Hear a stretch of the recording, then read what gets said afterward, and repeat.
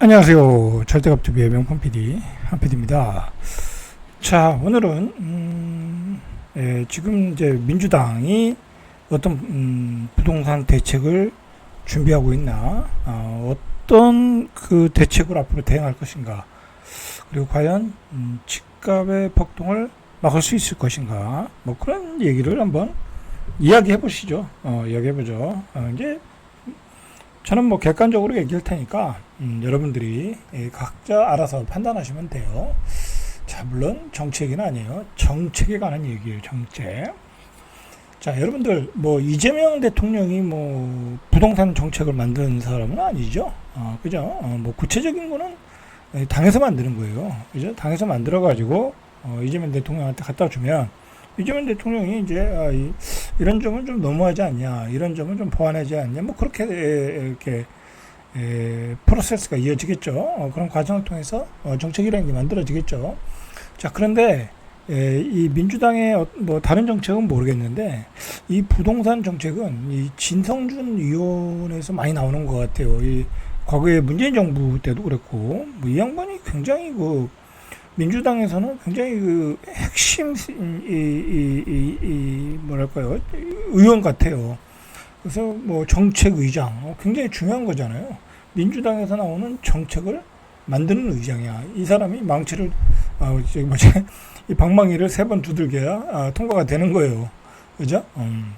자, 그래서 이제 그 인터뷰를 했는데 인터뷰 내용을 한번 보자라는 거죠. 보면 이제 정책의 색깔이 보이는 거예요. 보이는 거야.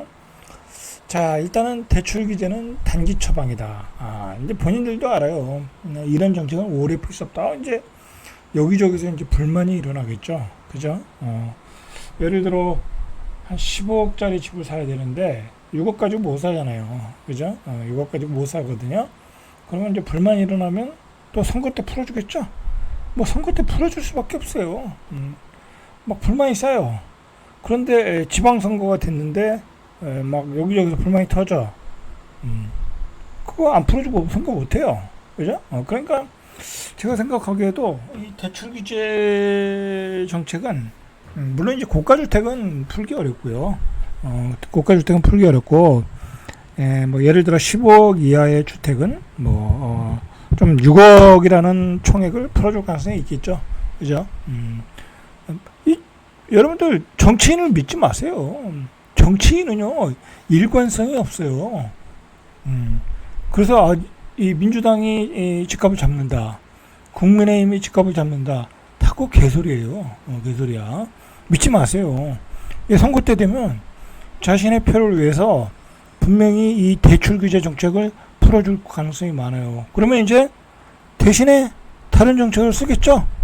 그럼 집값이 폭등하니까. 그래서 집값이 계속되면 동시다발 옵션을 쓸 것이다. 이 얘기가 그 얘기예요. 자, 이 문장을 풀이해보면 앞으로 일어날 일이 이렇게 될 거라는 거야. 선거 때까지는, 선거 전까지는, 규제를 대출 규제로 가서, 집값을 누를 것이다. 수요 억제 정책을 쓰는 거죠. 어제도 말했듯이 이건 수요 억제야. 막 공급을 뭐 몇십만 가구 막 하는 게 아니야. 민주당 정책의 한계점이죠. 한계점. 그리고 나중에 되면 이제 그동안 가장 강한 게 뭐예요? 가장 강한 거. 고가주택 세금 때리는 거라니까요. 보유세. 나중에 결국은 보유세까지 때릴 가능성이 높다라고 이야기하는 게 이런 배경에서 이야기하는 거예요. 자, 진성준 민주당 정책의장을 만나 지난 4일 국회에서 만나 이게 이제 경향신문에서 인터뷰를 한 것 같아요. 6.27 규제 발표 후 집권당이 어떤 후속책과 방향을 갖고 있는지 물어봤다라는 거예요. 자, 그래서 집값이 계속되면 동시다발 옵션을 쓰겠다. 옵션은 다 열려 있고 어떤 옵션을 어떻게 구사할 거냐는 문제는 시장 상황에 달려 있다. 그러니까 시장이 더 폭등하면 더 강한 대책을 내놓겠다라는 거죠. 뭐 강한 대책이 뭐 있어요? 뭐 전세자금 대출 규제하는 거고, 그죠? 대출 규제하고 규제 지역 토지 거래구역 확대 지정하는 거고, 그 다음에 세금이에요. 뭐 이거밖에 없어요. 뭐 더 이상 뭐가 있어요? 더 이상 없어요.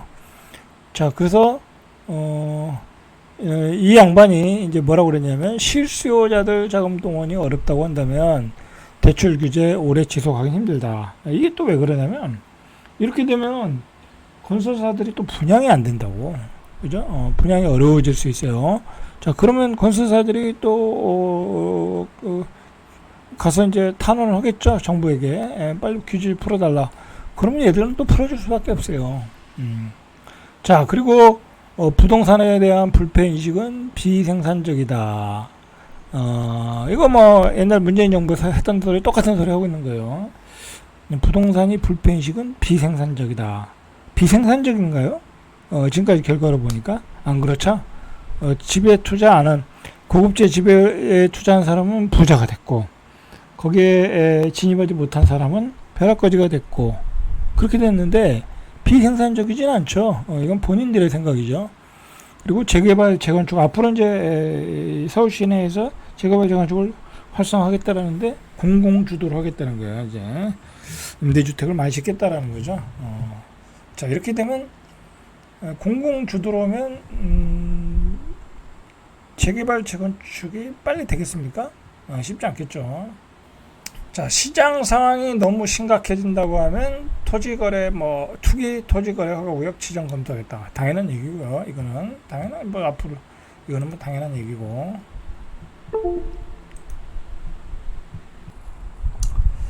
자, 그리고 이제 공급대책 중에서도 분양가에서는 토지 가격은 제외하고 토지 임대부 주택 이제 이런 거, 그러니까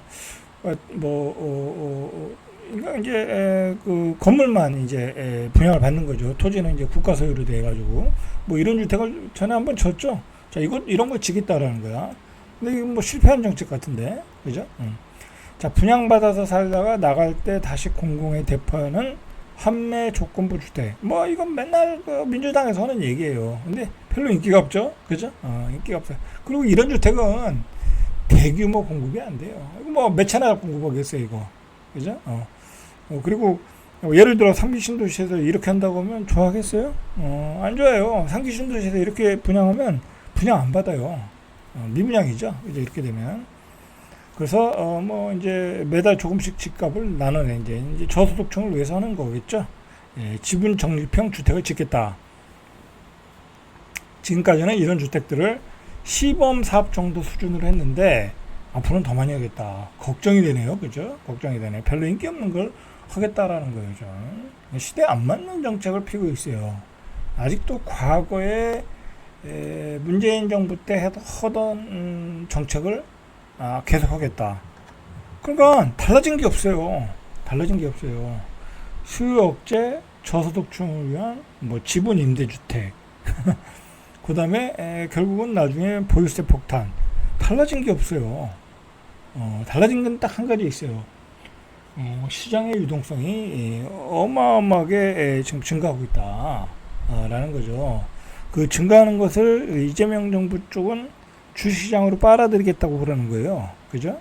그렇게 하고 있는데 그게 그렇지가 않아요. 뒤에서 이야기하겠지만. 자, 보유세는 이제 김성준 의원이 한 얘기예요. 보유세는 강하고 거래세는 낮추는 것도 큰 방향에서 맞다고 생각한다. 벌써 이제 빌드업 하는 거죠. 자, 보유세를 강하겠다라는 거잖아요. 그죠? 왜냐면 윤석열 정부 때 보유세를 엄청 낮췄거든. 그죠? 많이 낮춘 건 사실이잖아요. 그랬더니 사람들이 다 똘똘한 채로 오더라. 그죠? 세금이 적으니까. 그래서 앞으로 보유세도 강화하는 방향으로 가는 게 맞다. 빌드업 하는 거예요, 빌드업. 그래서 세금을 안 걷었더니 3년 연속 세수 결손이 예상되는 상황이라는 거죠. 자, 어제도 얘기했지만 지금 시장에서는 막 그 유동성이 엄청나게 늘어나고 있거든요.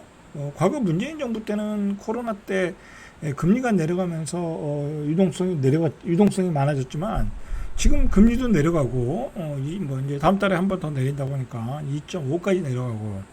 자, 그런데다가 어제 얘기했듯이 스테이블 코인이라는 어마어마한 이 유동성을 공급하는 이 코인이 나타났고, 그죠? 그런데다가 미국은 국채를 발행하기 위해서 또 어마어마한 감세안을 만들고 있고, 그죠? 미국의 돈이 막 어마어마하게 이제 풀어진다는 거야. 그러니까 앨런 머스크하고 트럼프하고 싸우는 거잖아요. 이렇게 하다 미국이 망한다. 이 머스크 입장에서는 그렇게 되는 거예요. 자, 그런 어마어마한 돈들이 풀어지니까 어떻게 보면요, 이재명 정부에서 지금 추진하는 정책이 뭐냐면 코스피 5천 이야기를 하는 거예요. 5천. 야, 만약에 우리 주식시장이 완전 개판이잖아요. 이 대주주의 기업들의 가버넌스, 대주주들의 어떤 소액 주주들에 대한 경시, 무시, 뭐 그런 것 때문에 우리나라 주식 투자자들이 주식을 투자 안 하잖아요. 그죠? 오직 부동산에만 투자하잖아요. 그러다 요즘 젊은이들은 이제 부동산이 너무 오르니까 미국으로 가서 서학개미가 되는 거고, 그래서 많은 성과를 이루었죠. 서학개미가 돼서 투자를 안 해요. 근데 지금 시중에 돈은 어마어마하게 늘고 있어. 늘고 있는데 만약에 주식으로 안 가고 이게 다시 부동산으로 와, 그러면 어마어마한 거품이 만들어지는 거야. 왜 그러냐면 계속 얘기하지만 옛날에는 2016년, 17년, 18년도에는 지방에도 투자가 가능했어. 투자해도 2배, 3배 올랐어. 그죠? 세종 같은 데도 막 그렇게 올랐잖아요. 대전도 그렇게 올라. 갭 투자가 가능했어, 지방도. 근데 지금은 지방에 갭 투자할 수 있는 상황이 아니야. 그죠? 그렇게 할 수가 없어요. 오르지도 않고, 세제도 불리하고, 그리고 중요한 건 지방은 대소멸로 가고 있잖아. 그러니까 이거는 지방에 투자할 게 아니라 지방에 있는 돈들은 필사적으로 팔아가지고 다 서울로 올라오고 있는 거야. 서울로. 안 그래도 유동성이 너무 많은데, 돈 많은 사람 유동성이 많은데, 그게 주식시장도 못 가. 그렇다고 지방도 못 가. 그렇다고 미국 주식에 뭐 다 투자할 수는 없는 거잖아요. 그게 쉬운 일은 아니거든요. 주식이라는 것 자체가 쉬운 게 아니거든. 근데 그렇다고 서울에 와서 뭐 수도권에 있는 주택을 사겠어요? 수도권 주택은 한계가 있거든. 왜냐면 계속해서 공급 보고 뭐고 서울하고 가까운 거리도 아니고, 어떤 뭐랄까요, 어떤 희소 가치가 떨어지잖아. 그러면 희소 가치가 있는 게 뭐예요? 서울에 강남 마용성, 뭐 목동, 뭐 강동, 뭐 노량진, 뭐 그런 지역 아니에요? 여의도? 그런 지역은 희소 가치가 있다. 하니까 지방에 돈이 올라오고, 그 다음에 시중의 유동성은 다 열로 부동산으로 안 가고, 주식으로 안 가고, 서울에 고급지로 우르르 몰려왔던 게 최근의 상황이다. 그런 상황을 지금 대출 규제로 막아놓은 거야. 눌러놓은 거야. 그런데 중요한 거는 시중의 유동성은 계속해서 커진다는 거야. 앞으로도 스테이블 코인도 늘어나고, 그 다음에 지금까지 말했던 그 지방의 돈들도 계속 올라올 거고, 또 주식시장으로 못 가는 돈들이 부동산으로 올 거고. 그러니까 이재명 정부 입장에서는요, 부동산 가격을 막을 수 있는 방법은 딱 하나밖에 없다고 생각한 거야. 그게 뭐예요? 바로 주식시장을 띄우는 거야, 여러분들. 주식시장을 띄우는 거야. 그래서 주식시장으로 돌아오고, 주식시장에서 건전하게 돈들이 투자가 되고, 기업들도 좋고, 배당받으면서 잘 되고, 외국인 돈들도 들어오고, 주식시장도 좋고, 우리도 뭐 다 돈을 벌고, 그게 이제 이재명 정부가 꿈꾸는 이상적인 스토리죠. 그죠? 그런 상황이라는 거야. 만약에 그 주식시장을 못 띄우면 계속해서 부동산으로 갈 수밖에 없죠. 자, 이재명 정부가 얘기하는 대로 가면 돼. 그죠? 가면 어느 정도는 상쇄 효과가 있을 수 있어. 자, 근데 그게 그렇지 않다라는 거야. 그렇지 않다. 자, 그렇지 않다. 왜 그렇지 않냐? 자, 첫째는 우리 주식시장이 그렇게 건전하진 않아요. 아무리 상법 개정을 해도 그거 다 피해갈 구멍도 있고, 그리고 상법 개정이 그렇게 완벽하게 되질 않았어. 그러니까 뭐 이번에는 소득세법 개정 어쩌고 저쩌고 이제 추가 법을 제정하겠다고 그러는데, 그게 갑자기 그렇게 되질 않아요. 법을 개정해도 대주주들이 마인드가 바뀌지 않는 한 되질 않아. 최근에 잠깐만 볼까요? 이 금융주들이 급등을 하고 있거든요. 잠깐 볼까요? 오늘 급등했죠. 이거 신한지주. 자, 이게 이렇게 급등했어요. 신고가예요, 신고가. 뭐 다 그래요. 자, 연봉으로 봐도 신고가야. 자, 이런 주식들이 기관 외국인이 샀는데 왜 사겠어요? 대주주들이 여긴 주주가 그 대주주가 없잖아요. 그 뭐 이렇게 대주주가 대부분이 외국인이 들고 있잖아요. 그죠? 그렇다 보니까 이 주주 환원이 잘 되는 거예요. 금융주들이. 국민, KB, 신한지주, 하나금융, 뭐 다 그렇잖아요. 그러니까 주주 환원이 잘 되니까 주가가 이렇게 올라가는 거야. 자, 이렇게만 올라가면 상관없어요. 그러면 주식 투자할 만 나지. 자, 그러나 다른 기업들은 안 그렇다. 뭐 삼성전자, 뭐 현대자동차, 뭐 그거 뭐 다 좋은 회사지만 뭐 배당을 많이 주는 것도 아니고 그거 들고 있는다고 주식이 계속 올라가는 건 아니잖아요. 삼성전자는 아직도 옛날 가격이잖아. 6만 원. 그죠? 언제적 6만 원인데 투자가 안 된다고. 응? 그렇다고 다른 개별주들이 이렇게 주주환원을 잘 해줘가지고 외국인들이 계속 주식을 사냐? 그것도 아니라고. 쉽지 않다고. 그래서 결국은 주식시장으로 들어오질 않는다. 들어오질 않는다. 그렇게 들어올 수 있는 어떤 환경이 안 만들어졌다. 결과적으로 안 만들어졌고. 자, 두 번째로는요. 어쨌든 주식시장은 어느 정도는 계속해서 올라갈 수 있어. 그죠? 아니, 계속해서 올라갈 수 있죠. 지금 문제는 뭐냐면, 자, 오늘도 이게 주식시장이 이렇게 폭등했는데, 이게 완전히 폭등했잖아요. 월봉으로 볼까요? 월봉으로 보면 이제 이거 여기까지 가겠네. 그죠? 잘하면 여기까지 가겠네. 좋아요. 주식시장이 이렇게 좋은데 문제는 뭐냐면 이렇게 올라가면서 개인들이 막 사줘야 되거든. 개인과 외국인이 사줘야 되는데 개인은 맨날 팔고 있어. 기관과 외국인이 사고 있어. 기관과 외국인이. 자, 그러니까 개인들은 팔아가지고 다 이익 실현하고 나오고 있는 거야. 그죠? 그러니까 그동안 묶였던 돈들이 다 이익을 보고 나오는 거야.